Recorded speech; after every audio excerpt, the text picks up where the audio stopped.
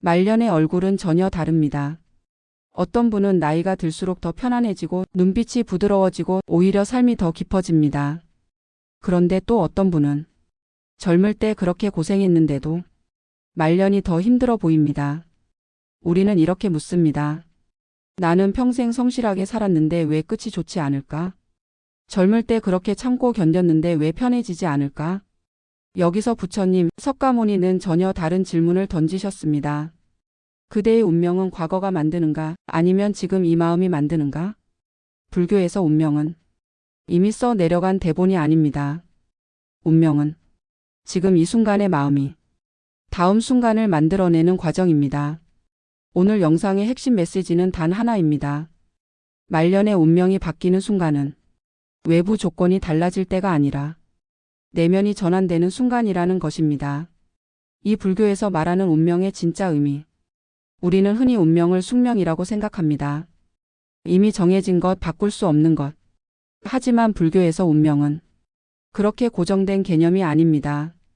불교는 운명을 업의 흐름으로 설명합니다. 업이란 단순히 벌 받는다는 뜻이 아니라 행위와 마음이 남긴 에너지의 방향성입니다. 중요한 점은 이것입니다. 업은 돌처럼 굳어 있는 결과가 아니라 조건이 모이면 달라지는 흐름이라는 것. 불교 경전인 법구경에 이런 구절이 있습니다. 마음이 모든 것의 근본이다. 마음이 앞서가고 마음이 지배하며 마음이 모든 것을 만든다. 이 말은 매우 급진적입니다. 과거가 지금을 만드는 것이 아니라 지금의 마음이 미래를 만든다는 선언이기 때문입니다. 과거의 업은 하나의 방향일 뿐 확정 판결문이 아닙니다. 그리고 특히 말년이 중요한 이유는 인생 전체의 관성, 즉 업력이 모이는 시기이기 때문입니다. 젊을 때는 에너지로 밀어붙일 수 있지만 말년에는 그동안 쌓아온 마음의 방향이 그대로 얼굴과 말투와 관계로 드러납니다. 그래서 말년은 숨길 수 없는 시기입니다. 3말년의 운명이 바뀌는 첫 번째 순간. 원망을 내려놓는 순간. 왜 말년에 원망이 쌓일까요? 자식이 기대만큼 살지 않을 때, 배우자가 나를 이해하지 못한다고 느낄 때, 사회가 나를 잊어버린 것 같을 때, 건강이 예전 같지 않을 때, 이때 마음속에서 이런 말이 올라옵니다. 나는 이렇게까지 했는데 왜 나에게 이런 일이? 하지만 부처님은 분명히 말씀하셨습니다. 집착은 고통의 씨앗입니다. 그리고 원망은 그 씨앗에 계속 물을 주는 행위입니다. 원망은 단 한 번의 감정이 아닙니다. 계속해서 반복되는 마음작용입니다. 이 반복이 바로 업의 재생산입니다.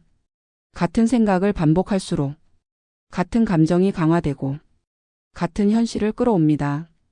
그래서 말년의 운명이 바뀌는 첫 번째 순간은 상황이 좋아질 때가 아니라 그래 이제 그만 놓자. 이 한 문장이 진심으로 나오는 순간입니다. 용서는 상대를 위해서가 아닙니다. 업의 회로를 끊는 행위입니다. 원망이라는 에너지의 고리를 스스로 끊어내는 선택입니다. 놀랍게도 그 순간 가장 먼저 바뀌는 것은 재산도 건강도 아닙니다. 표정입니다. 굳어있던 얼굴이 풀립니다. 목소리가 낮아집니다. 말투가 부드러워집니다. 운명이 바뀌는 첫 신호는 거창한 사건이 아니라 표정의 변화입니다. 왜냐하면 운명은 얼굴로 먼저 나타나기 때문입니다. 두 번째 순간 나는 피해자가 아니다라고 깨닫는 순간.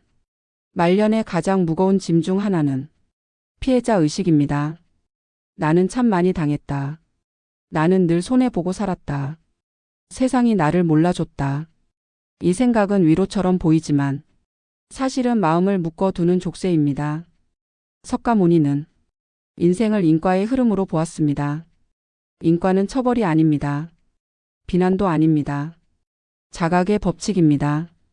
피해자 의식은 업의 원인을 늘 외부에 둡니다. 저 사람이 나를 이렇게 만들었다. 환경이 나를 망쳤다. 그러나 그 순간 나는 내 삶의 방향타를 타인에게 넘겨주게 됩니다. 반대로 말년의 운명이 바뀌는 두 번째 순간은 이 한 문장이 나올 때입니다. 이 선택 또한 내 삶의 일부였다. 이 말은 자책이 아닙니다. 지혜입니다. 불교에서는 이것을 반야, 즉 지혜의 눈이라고 부릅니다. 책임을 받아들이는 순간 놀랍게도 마음이 가벼워집니다. 왜냐하면 통제권이 다시 내게 돌아오기 때문입니다. 피해자에서 주체로 돌아오는 순간 그때부터 삶은 다시 움직이기 시작합니다. 5번째 순간 집착 대신 자비를 선택하는 순간 노년의 불안은 단순합니다. 돈이 줄어든다. 건강이 약해진다. 사람이 떠난다. 그래서 마음은 더 붙잡으려 합니다. 자식에게 매달리고 재산에 집착하고 인정을 요구합니다. 하지만 집착은 두려움을 증폭시키는 확대기입니다. 잃을까봐 더 불안해지고 기대가 클수록 더 실망합니다. 부처님은 집착의 반대편에 자비를 놓으셨습니다. 자비는 소유하지 않고도 연결되는 방식입니다. 내가 무엇을 받느냐가 아니라 내가 무엇을 줄 수 있느냐로 방향이 바뀌는 순간 그때 업의 성질이 바뀝니다. 선업은 거창한 기부가 아닙니다. 부드러운 말 한마디, 따뜻한 눈빛, 누군가의 이야기를 끝까지 들어주는 태도.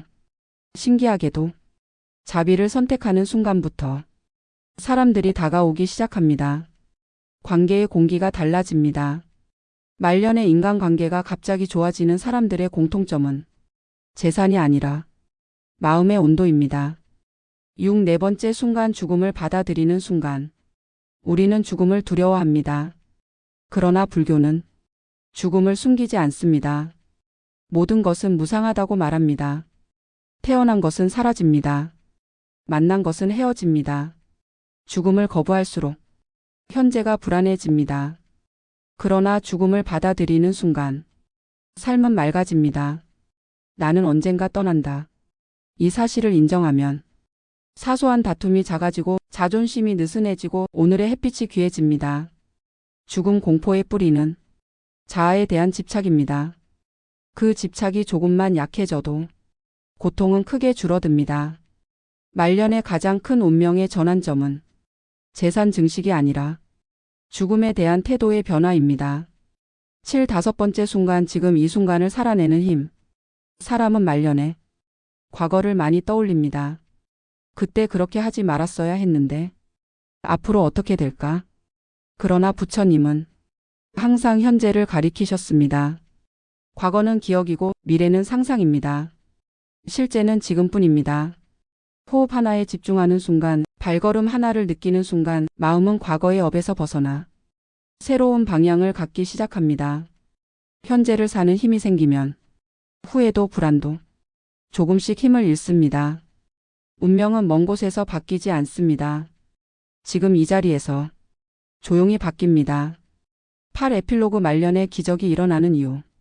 우리는 기적을 극적인 사건이라고 생각합니다.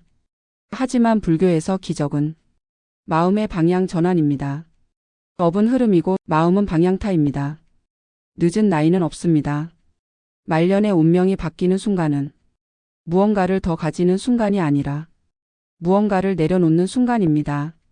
원망을 내려놓고 피해자 의식을 내려놓고 집착을 내려놓고 죽음에 대한 두려움을 내려놓을 때 그때 인생은 조용히 그러나 분명히 새로운 빛을 띠기 시작합니다. 그리고 그 변화는 먼저 얼굴에서 그 다음 관계에서 마지막으로 삶의 흐름에서 나타납니다.